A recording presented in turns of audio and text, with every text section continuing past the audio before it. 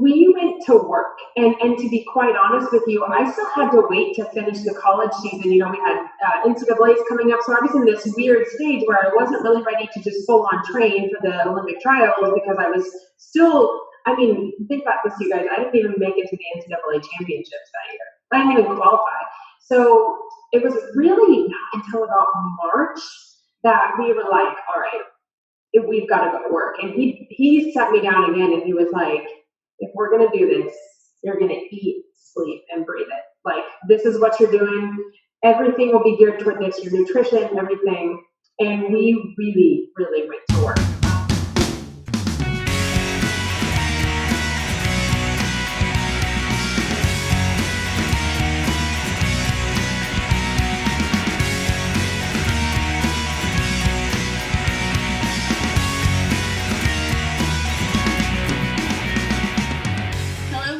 Welcome to the journey. It's so great to have everyone here for another episode. I am Molly Harmon. And I'm Jeff Commings. And, I've really enjoyed talking with the people who have joined us for this show. We've talked with Olympians, we've talked with high school state champions, and the common thread we found is that all of them worked hard to get the successes that they've enjoyed in swimming. And we're excited to bring more of these to our viewers. I'm so excited for today's episode because I've had the great opportunity to get to speak with one of my coaches who has pushed and put her heart and soul into the sport of swimming. Let's welcome Mariah Bailey to the show. Hi, Mariah. How are you today? Hi, guys. I'm good. Thanks for having me on. So let's just start at the beginning. Tell us how you got started into swimming. Oh, man. Well, I actually got started probably relatively late as far as Olympians and college athletes go, but I got started because we had a neighborhood pool that I was in constantly, as long as I could be, all day, every day. And finally, my parents were like, I had been doing gymnastics and stuff, and my parents were like, maybe we should put her on the swim team. And I got in the water, and I don't think I ever looked back after that. So, did you play any other sports? I did. I played a lot of other sports, I especially did gymnastics though. Of course I did the volleyballs and soccer and basketball, all that kind of stuff, but really gymnastics and swimming were gymnastics was kind of one of those things where I was like, do I want to give this up to dedicate myself to swimming, or do I want to give up swimming to dedicate myself to gymnastics? But I went the swimming route.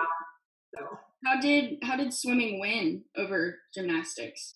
I think I was starting to get injured in gymnastics so young, and there's a little bit less injury that goes on in swimming, and plus I just loved being in the water so much that I think ultimately, I also took to swimming a little bit quicker. Gymnastics is extremely competitive, so is swimming, but I saw the results in swimming even quicker than I did gymnastics, so that was kind of ultimately why. So let's talk about then your experience in college. You got to be coached by Pablo Morales, who is an American gold medalist, world champion, and former record holder in the 100 butterfly. Yeah. It was pretty exciting and intimidating. Yeah. Other than the coaching there at Nebraska, what made you decide to attend the university there? It was funny. I had my heart set on the University of Minnesota, and I went on a recruiting trip there. I knew I was going to go to Minnesota before I even took a trip there, and went there. I loved Minnesota, so I hope anybody listening doesn't think I'm bashing Minnesota. I loved it there. I will say ultimately, though, when I kind of took my last recruiting trip to Nebraska, which I almost canceled, by the way, because I loved Minnesota and I got offered a scholarship there. But when I took this trip to Nebraska, I'll be honest, the biggest pull was Pablo. I sat down with him in a room, I talked with him, I met with him, and I just loved everything about him. I loved everything that he had to offer. I loved everything about him. And then it also just so happened that I loved the team. I loved the girls. It was honestly probably more of a feeling thing than I can even say, but I'll be honest, Pablo was the biggest pull, the biggest draw there. So. And obviously with you being a butterflyer, I'm sure it helped that he was a former world record holder in butterfly. So you knew that you were in good hands with a butterfly coach, I'm sure. Absolutely. That was a huge draw too. And it was funny because I knew who Pablo was, but I didn't know that much about him. And about the time I was like going on my recruiting trip, I'm like, all right, I'm going to figure out who this is. And I was like, wow. And then I told somebody that I was going on a recruiting trip to Nebraska, and they were like, with Pablo Morales? And I was like, yeah. And that really, I learned everything that, he did, what he accomplished, his whole story. And the butterfly thing was definitely a huge draw. Yeah. When did the goal of actually going to the Olympics or even trials become a real thought in your mind? What moment? Yeah. Or a Yeah. moment? So it's interesting, right? Because, ever since I started swimming, just like probably a good majority of little kids, you're always like, someday I want to go to the Olympics. And I actually specifically remember this time where had just gotten out of the swimming pool. I was drying off and I was sitting in the back seat of my dad's car. He was driving us home. And I remember thinking like, I want to go to the Olympics. But then as time goes on and reality hits and puberty hits and all this kind of stuff, you get checked, right? So honestly, it got to this point where I was just happy to get a Division I scholarship. But as you guys probably know, there's sort of this threshold. There's like Division I athletes, and that's amazing, and that is so such an honor, And then there's like the Olympic trials, NCAA championships. It's almost like the next step above that. And I have kind of settled in this point where I was glad to be a high level Division I athlete.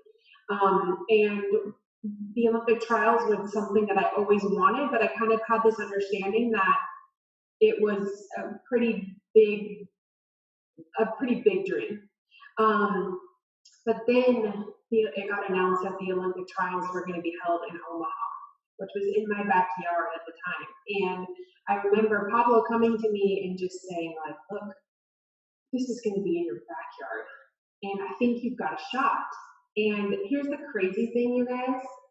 At the time, he told me this in like January of 2008. I was 10 seconds off the trials cut in the 200 fly, in the long course 200 fly. I was like, you think I have a what? No, there's no way. And he sat me down in his office and he was like, I think this is something you should take seriously. Like, I see it in you. You've got the talent. Like, let's do this. And off to work we went. So I would honestly, it's always been a dream, but to be honest, it didn't really come into formation until about 6 months out of the trials, to be honest. Oh my goodness, that's not a lot of time really to get yourself to drop 10 seconds.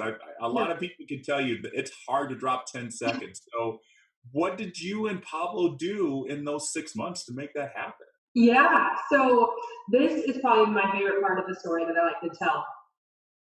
We went to work, and to be quite honest with you, I still had to wait to finish the college season. We had NCAAs coming up, so I was in this weird stage where I wasn't really ready to just full on train for the Olympic trials because I was still, think about this, you guys, I didn't even make it to the NCAA championships that year. I didn't even qualify. So it was really not until about March that we were like, all right, we've got to go to work. And he sat me down again and he was like, if we're going to do this, you're going to eat, sleep, and breathe it. Like, this is what you're doing. Everything will be geared toward this, your nutrition, everything. And we really, really went to work. I did a lot of training on my own, and I had some of the girls with me. Some people start to go home. We're getting towards the end of the school year. But I had to do a very specific type of training, and I spent a lot of time on the VASA trainer. We did a lot of very stroke-specific butterfly work. We even changed my stroke a little bit. There's college level training, and then there's what I did for the trials, which it was like practice, then it was watch some video, go in the ice bath, eat some lunch, practice again, take another ice bath, watch some video. The weights were thrown in there somewhere. It got pretty intense. And then goal setting, every about 2 weeks or so, just keeping track of where we were. It was pretty intense stuff. All right, so you got to talk about this meet where you qualified for trials because, like I said, you got to drop 10 seconds. So how Yeah, did you do it? What was the race that got you qualified? yeah. Okay, so just to give you a little bit of background, the first taper meet that I attended that year was in Santa Clara. I think, yes, Santa Clara. And that was going to be, it was going to be late May. So keep in mind the trials were somewhere in June, some point. And it was going to be, it was like mid to late May. And I go to this meet in Santa Clara. It was going to be the first time we really knew where I was at. And I dropped a ton of time. Like to this day, don't ask me where this came from or how I got there, but I was really flirting with the trials cuts now. However, with that being said, I was still like 2.5 seconds off in the 200 fly and probably about a second and a half off in the 100 fly, which, as you guys know, I mean, it takes seasons sometimes to drop that. So, but it was a really good sign, like because of where I had come from. So we knew that the next, I had a couple of small little meets in between there just to get some racing in. I would go just about anywhere to find a long course pool to race in between there. And then we went to the Swim Invitational, which was 2 weeks before the Olympic trials. And this was going to be the meet where I was going to get my cuts, or so we thought. And I was tapered, I was rested, I was sharp as a knife, I was ready to go. Get in the water to swim the 100 butterfly, and I came about 2/10 off of the Olympic trials cut. So super disappointing, but kind of had this mindset that the 200 butterfly was really my bread and butter. And so I go get up, I go to race the 200 butterfly, and I was still about 2 seconds off the trials cut. So Pablo and I talked for a little while. We decided that I was going to time trial the 100 butterfly.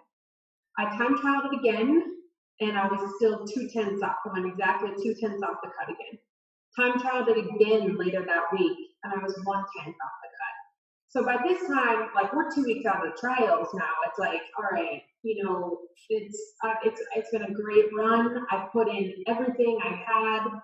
What more could I possibly do? So I'm in the warm down pool, and Pablo comes over to me, and he's like, all right, the University of Missouri is hosting this meet 1 week out of the trials, the last chance qualifying meet, and we're going to go. And I was like, no. I was like, I'm exhausted. This was all I had. We tapered for this moment. Like, this is it. I'm good. And he was like, Mariah, we talked about this. Like, you promised to give your heart, your soul, everything to this journey, and we're doing it. And I was like, all right, I'll go, but I only want to swim the 100 butterfly. And he's like, no, you're swimming in both. So the next weekend, I found myself packing up my bags and heading to Columbia, Missouri. And my first event was a 200 fly. And I think I only had maybe 3 other people in my heat with me, one of them being a swimmer, Jill Granger from the University of Missouri, also a 200 butterflyer. And I remember thinking she was a couple tenths off the cut. I remember thinking, if I could just stay with her in this race, I'll be at least a lot closer to the trials cut than 2 seconds. So I dive in for the 200 fly, and the first 100, I'm feeling awesome. And I turn in for the third 50, and Jill, who's right beside me, I'm now like half a body length ahead of her. I'm like, all right, either I'm flying or she's having the worst race of her life. I don't know one of the two. So long story short, I turned into the last 50, because by that time I could kind of start to hear the crowd getting loud. I needed a 2 minutes, 16 seconds, 0.6. I went to 16.2, 2.5 second drop from the weekend before, which was pretty crazy. So huge, like I'll forever remember that as the best moment really of my life, and just turning around to see that clock and turning around and looking at Pablo and looking at his stopwatch, like, is this stopwatch right? And just taking some time to celebrate that. But then the irony was, so the next day I swim the 100 fly. And I'm feeling great about myself because if I can cut 2.5 seconds in the 200 fly, I can cut 0.2 of a second in the 100 fly. So I get up on the block to swim the 100 fly, and I miss the trials cut by 1/10 of a second again. So I'm like, okay, whatever, it's okay. I've already got the 200 fly, we're good. So I hop in the warm down pool, and about 5 minutes into my warm down, I feel this tap on my shoulder, and it's Pablo. And he's like, you have 10 minutes to get ready to get up for this time trial. And I'm like, no, I am not. And he's like, yes, you are.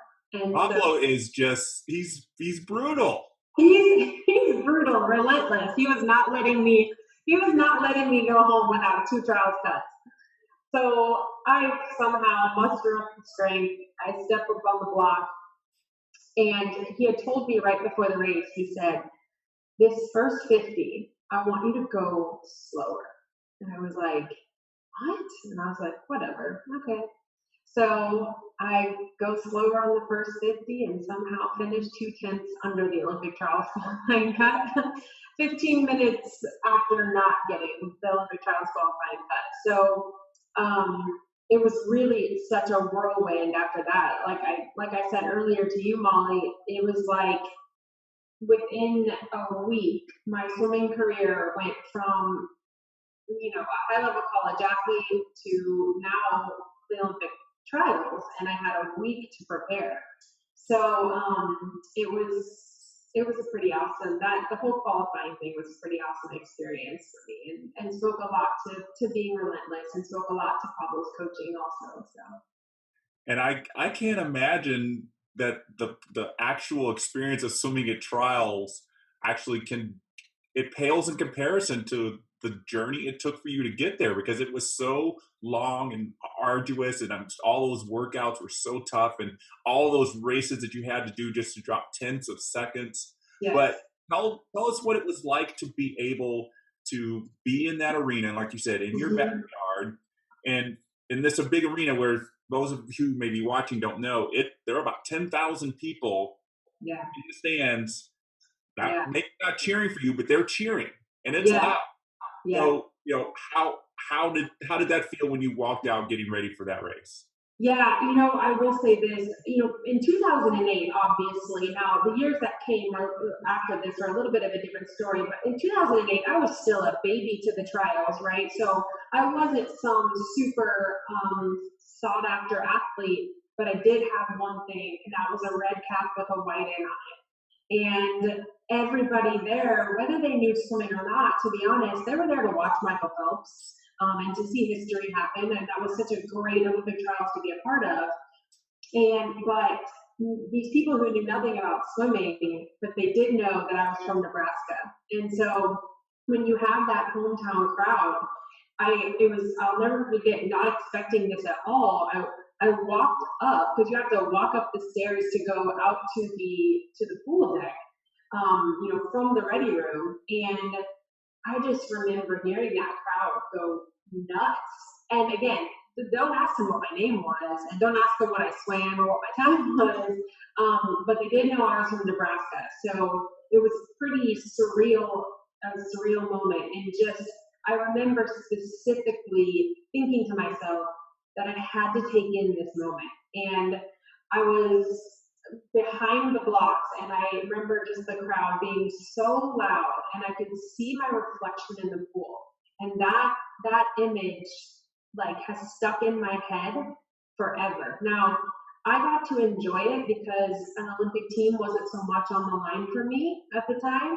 So I was like, right, I'm at the trials. This is awesome, and I'm surrounded, Michael Phelps is in the ready room with me, and Natalie Coughlin's in the ready room with me, and, Dana Vollmer, all these people who I'd written book reports about, growing up. And now I'm in the same category. I'm getting a suit check with Natalie Coughlin, So it was those moments that I really just tried to take in and savor in that whole time period. So the 100 fly was the first day of the meet. Did it help you to just be there and swim on the first day and not have to overthink anything about the whole atmosphere? At the time, looking back on it now, and if I were swimming now, I think I would like that. But at the time, I remember thinking that I wish I'd had another day because that I had one day, if there was like one day of competition before me or more competition before me, because it was like I came from qualifying to just being completely and utterly thrown into that block and off the blocks I went. So I remember feeling a little bit rushed, but fortunately, Pablo has quite a bit of say on the pool deck at Olympic trials in Nebraska. So I did get some time to get back and get into trials pool, even for warm-up pools behind the scenes. And I got used to the facility a couple days ahead of time, luckily. So, yeah. A great experience. And you talked about some of the big swimming celebrities that were there: Michael Phelps, Dana Vollmer, Natalie Coughlin. Did you get to talk with any of them? Share a little bit? Dana Vollmer, who was on her way a few years later to becoming the world record holder in the butterfly, did she share any butterfly wisdom with you? It's funny. At the trials, I didn't talk to them so much, but what I did get to do is I got to talk to them at some of these bigger meets that I was competing at leading up to the trials. So whether it was just in the locker room, but I not so much about race preparation, but more so how relaxing it was for them to not be at basically the Olympic trials. I remember one time I was at a meet in the locker room, and Natalie Coughlin was actually talking to me and a couple other girls about how nice it is just to show up at a meet where there's not a lot of pressure, but that how she was going to have to get in that mindset majorly because the trials are coming up. So not so much about stroke technique, but and race preparation, but definitely I remember her noting that she was very nervous for the trials. So. What inspired you to move from being an athlete, hard-hitting, hardcore athlete, to a coach? So, it's interesting. This story could go way longer, but after 2008, it was my performance in 2009 was really indicative of, all right, do we need to start looking at the actual Olympics themselves now? I made another huge leap from 2008 to 2009, and then another pretty big leap from 2009 to 2010. And my mind was, I had a one-track mind for the Olympics, really. And it was a tall order, and I think anybody who knows me and who's listening to this would know I'm not going to sit here and act like I was this big Olympic potential, but it was in my mind based off the times that I've been going. And so it was so weird how my career ended. It was like I literally woke up one day, my mind said yes, and my body said absolutely not, And I think, to be quite honest, it was a two-part reasoning why I went into coaching. One, it was like I had started to lose my identity as a swimmer. I didn't know what else to do, honestly. But for two, I knew I had something to give. I knew I still had that passion and that fire for swimming, that even if I couldn't use it in my own career, that maybe I could give that to somebody else. And it's funny, Molly, because I was like, I am absolutely not going to be an age group coach. I'm maybe a head coach somewhere, maybe a college coach, but I'm not going to be an age group coach. Well, when CJ called me and she's like, look, I need an age group coach, I was in such a strange place in my life. I had just hung up my cap and goggles, and I was like, all right. And honestly, it was one of the best things I ever did, because I had to go back to the fundamentals of swimming. I had to go back to, what made me the swimmer that I was at some point in my life, and I loved every bit of it. So off the pool deck, you are one of the nicest, genuine people. And on the pool deck, I know firsthand you're very tough hitting. How do you kind of transition from those two different personalities? That's a good question. I think it just comes naturally because, like I said earlier, my intensity for the sport and my love and passion for the sport, although maybe to you guys and to the kids that I coached, it seemed almost mean probably. It was really just my intensity, my passion, and my love for the sport that was coming out. So while on outside of the pool day, I could be the sweetest, kindest person you know. When it comes to swimming, like my love, I'm going to give you all I've got. Even if, and it always came from a place of like, I want you to be the best swimmer that you can be, and I will make sure of that. So it maybe came across as intense, but it was true from the heart. So. And you graduated from University of Nebraska with a degree in sports broadcasting, correct? Mm-hmm. Yep. Mm-hmm. What plans do you have to put that degree to use in the future? You know, it's funny. I went through a phase where I didn't want anything to do with it. Honestly, what I originally wanted to do was commentate swimming. And that was kind of I think a lot of people think I wanted to be like an ESPN broadcaster. It wasn't like that. I really wanted to commentate for swimming and some of the Olympic sports and just be involved in the Olympics in general. And so for a long time, that lay dormant. However, I guess you could say it's come in handy now with some of the yoga stuff that I'm starting to do, and I'm going to be putting out some yoga videos and all that kind of stuff. So it's funny to see how it's kind of all come back full circle, and I have used some of my broadcasting know-how to make those videos. So. Yeah, it's really interesting that you had that. I think everybody has that desire to want to commentate on swimming because they want to show that knowledge, and it's fun to do. It really is. I can tell you from firsthand experience, it's very fun to do. It's also very challenging. It's not as easy as a lot of people think. I can imagine, but I feel like you would be like so bad. Do you commentate swimming? Yeah, so I host Deck Pass Live for USA Swimming, and it's a very challenging job, and I think a lot of people are just like you. They really want to get back to the sport in that way. So it's very commendable. But you also talked about how it can also help you with your yoga stuff, which we're going to talk about a little bit later. But yeah, it's really interesting to hear that you're kind of you have one plan for your degree, and then you kind of you're using it in another way. It's just really absolutely. Yeah. So right now you're doing your yoga stuff. You're doing very well at it and becoming super passionate about it. Yeah. And even being a yoga instructor for swim outlets. Which is really cool. Tell us how you transitioned from being that hard-hitting swim coach to being a now hard-hitting yoga instructor. Yeah, so it was funny because we're going to get maybe a little bit personal here. I'll try to keep it as the least detailed as I can and give you more of an overarching story here. When I left swimming, and even during the time that I was coaching, I was struggling a lot with who I was. It was like my whole life I was Mariah the swimmer, and then certainly as I moved up the ranks, as like so to say, in the sport of swimming, to me it was who I was. And it was like when swimming left me, I had this feeling, I think this is very common with a lot of athletes, especially the ones I work with now. I had this sense of like, I didn't know who I was anymore.